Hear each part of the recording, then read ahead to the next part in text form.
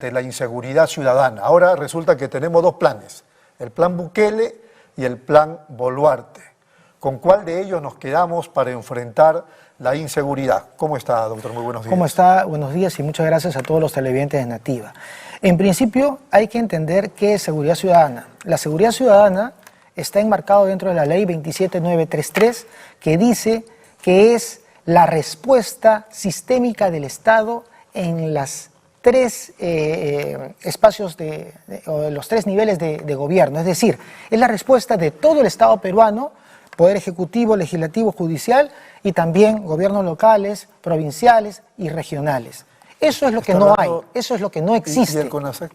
No, por eso, el CONASEC supuestamente sería eso. Se crea, con esta ley, se crea el CONASEC, el Consejo Nacional de Seguridad Ciudadana. Pero existe.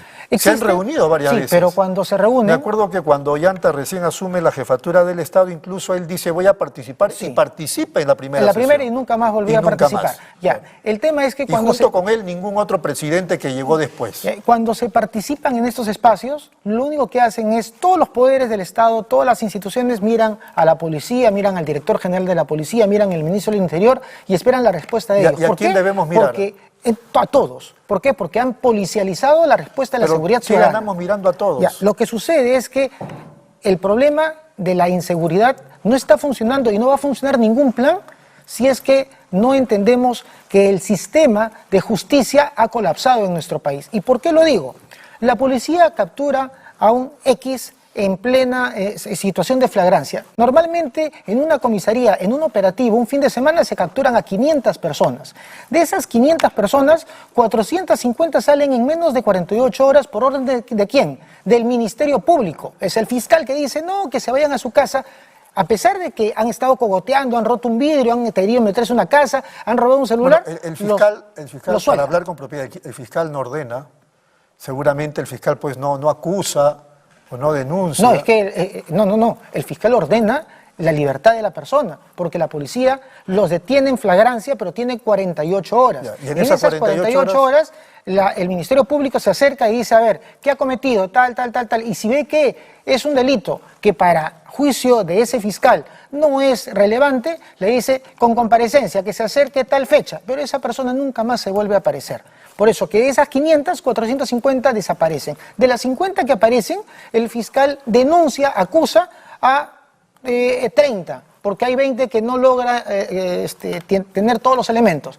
Denuncia 30. Esos 30 son denunciados ante el Poder Judicial. El Poder Judicial, de esos 30, exonera o no. ¿Usted quiere llegar al tema de que la policía debe articular con el Ministerio Público y con el Poder Judicial? Pero además de eso, porque, a ver, el juez puede sentenciar a 10 años a una persona.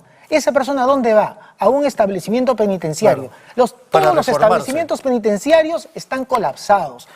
El San Pedro, conocido como el Urigancho, tiene más de 10.000 internos cuando fue construido para 3.200. Sarita Colonia tiene 400% de hacinamiento. Entonces es imposible. Cuando tú mandas a una persona al establecimiento penitenciario, lo único que vas a hacer es que esa persona siga delinquiendo desde el sistema, porque se sabe que desde las prisiones se desarrollan secuestros, sicariatos, se ven venta de droga, extorsiones, llamadas telefónicas para hacer extorsiones y distintos tipos penales. Entonces, ¿qué hace esta persona que ingresa? Se organiza. De ahí salen las bandas criminales, las organizaciones criminales. Muy bien. Entonces, es el sistema el que tienes que cambiar. Lo demás es un engañamuchachos. Cuando alguien dice hay que comprar cámara, hay que comprar motos, hay que comprar camionetas. Eso. ¿Cómo cambiamos el sistema? ¿De quién depende el cambio del sistema? Del Estado. Y el Estado... No, pues, pero el Estado somos todos. Por eso, el Estado está compuesto por 3 poderes. Que nunca se ponen de acuerdo. Tenemos al Poder Ejecutivo y al Poder Legislativo que se paran peleando. El Poder Legislativo está para hacer leyes. También tiene que fiscalizar todo eso, pero principalmente legislar. La pregunta es, ¿está legislando? ¿Está viendo las necesidades que requiere el país? Está buscando quedarse hasta el peleándose. 2026.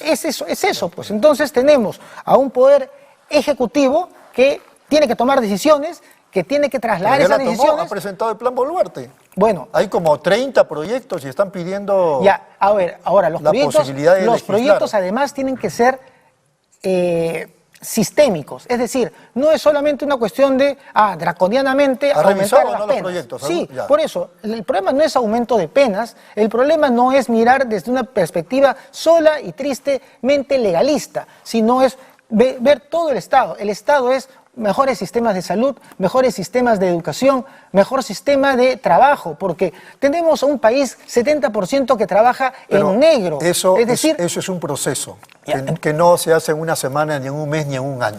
Por eso, lo que quiere la población es ahora, cómo enfrentamos la delincuencia. Por eso ahora. ¿Por qué funcionó el Plan Bukele, o lo que se llama Plan Bukele? Porque Bukele es elegido en el 2019, pero tiene un Congreso que se le opone a todos los procesos. Él pide 109 millones de dólares para que ejecuten ciertos proyectos. No se le aprueba ningún proyecto, no se le da nada de presupuesto. Finalmente se genera tal crisis que en el 2020 toma el Congreso con militares. Toma el Congreso con militares y en el 2021 hay elecciones. Y en esas elecciones gana Tiempo Nuevo, el partido de ¿Usted está Bukele, diciendo que Dina Boluarte debe tomar el Congreso? No, yo lo que estoy diciendo es ¿por qué funcionó el Plan Bukele? Porque Bukele tuvo el respaldo del Congreso. Si un ejecutivo logra tener el respaldo del Congreso y juegan en ping-pong, sí se puede. Mientras que hayan intereses personales, intereses de grupo. El apuro es porque nos están matando, doctor. Es que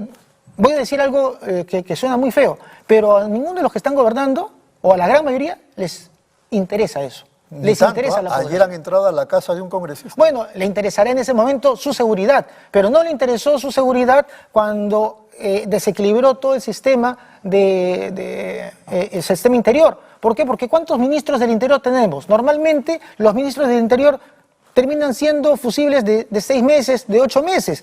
Eso no es dable en ningún país, porque no se pueden ejecutar ninguna de las propuestas. Cuando yo llevé un plan ante el Congreso, ¿usted cree que el Congreso me está escuchando? El Congreso está escuchando solamente cómo lo saco a esta persona. ¿Cómo lo censuramos? Así de simple. A mí me censuraron por Atico y por Silva. Hace poco han matado a gente en Patás, mineros ilegales. Hace poco se escapó la novia del maldito Cris. En la cara de todo el mundo. ¿Alguien ha escuchado hay que pedirle cuentas al ministro? No, y tampoco con eso estoy pidiendo que lo censuren, porque tiene que hacer un trabajo, pero tiene que tener el respaldo. Si el Ejecutivo no tiene el respaldo del Ejecutivo y se están peleando, tenemos un país fracasado, que por más que traigamos copiada la propuesta de Bukele, no se va a poder ejecutar. Lo que usted plantea resulta interesante, pero digo, en estos momentos, vamos a suponer que usted tiene el Ministerio del Interior, ¿qué plantearía o qué tendría que hacerse? Ya, en principio... ¿Estado de excepción? No necesitas. ¿Convocar a la Fuerza Armada para que complementariamente ayude a la policía con su presencia? Es un error, ese es un error. A ver, en principio tenemos que saber cuáles son los delitos que generan la sensación de inseguridad permanente. ¿Sensación? ¿Usted cree que es un problema de sensación? Es que, a ver, no es lo que yo crea, yo tomo los números como tales. Me voy al INEI.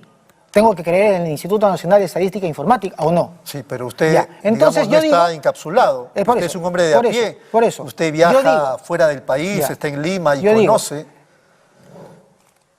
¿Cuál es el mayor número de denuncias que hay? ¿Por qué delitos? El mayor número de delitos que se denuncian son de dos tipos. Los delitos patrimoniales, es decir, el cogotazo, el robo de celular, el bujiazo, los delitos patrimoniales y los delitos de violencia, principalmente de violencia sexual a menores de edad. Esos son los dos delitos más denunciados en el país. ¿Cuáles son los dos delitos por los cuales más presos están en establecimientos penitenciarios? También, patrimoniales y sexuales. Es decir, si yo me dedico, esas dos cifras han ido creciendo año tras año. Entonces, si yo me dedico como policía, o sea, como sector interior, a atacar los mercados ilegales, porque existen la venta existe el robo de autos, porque existen mercados como la 50, y se sabe dónde están. Cochas, San Jacinto, de venta de partes de autos robadas. Existe robo de celulares porque también existen mercados ilegales. Entonces lo que tiene que hacer el Estado es atacar los mercados ilegales y atacar a aquellos que compran, porque también el que compra es parte del sistema delictivo. Es decir, uno no se siente ladrón por comprar un celular iPhone a 1.000 soles, doctor, cuando ese celular le ha costado la vida quizás a quien lo tenía. Eso que usted está diciendo también es parte de un proceso que se puede hacer. Me parece magnífica la idea. No, eso se tiene que hacer inmediatamente. O sea, a ver, existen las Malvinas. En la época del doctor Guillén hicimos un operativo contra las Malvinas. Más de 5.000 teléfonos robados. Más de 100.000 soles incautados en el acto, así, ¿Dónde en la estaría noche? lo malo de un estado de excepción frente a una situación? El gran problema, ¿sabe cuál fue? Que el mercado volvió a abrir a la semana. ¿Y quién le da la autorización? ¿Quién da la autorización? ¿El Ministerio del Interior? No, es el municipio. Por eso tiene que haber un trabajo en conjunto. ¿Dónde están los fiscalizadores? Sabemos que hay hoteles donde hay prostitución, donde hay explotación sexual de menores de edad. No se sabe. ¿Qué hacen los alcaldes? Porque los alcaldes no son los que deben solamente de los fiscalizar. alcaldes, la policía también sabe. No, por eso, pero es que la policía no le va a dar la autorización a ese local para que funcione. Ese local que funciona como chifa, pero que en realidad la es un policía e prostíbulo. incluso los municipios están involucrados con estas mafias. Por eso todo eso hay que enfrentarlo, pero Bueno, no es... Pero es un proceso. O sea, no es Claro, de un día no hay- para otro. no Incluso hay- lo que acaba de no hay mencionar. nada, bueno, no hay nada en el mundo, ni siquiera Por si usted eso, se enferma, que con ¿cuál algo... sería el se puede- problema con un estado de excepción? Creo que está en la Constitución, está considerado. No, todo está considerado. Por eso, ya. ¿dónde Pero, estaría a lo ver, malo? El problema no es dónde estaría lo malo, el problema es que no es necesario. Y no es necesario por una sencilla razón. Si usted saca a los militares están entrenados para la guerra.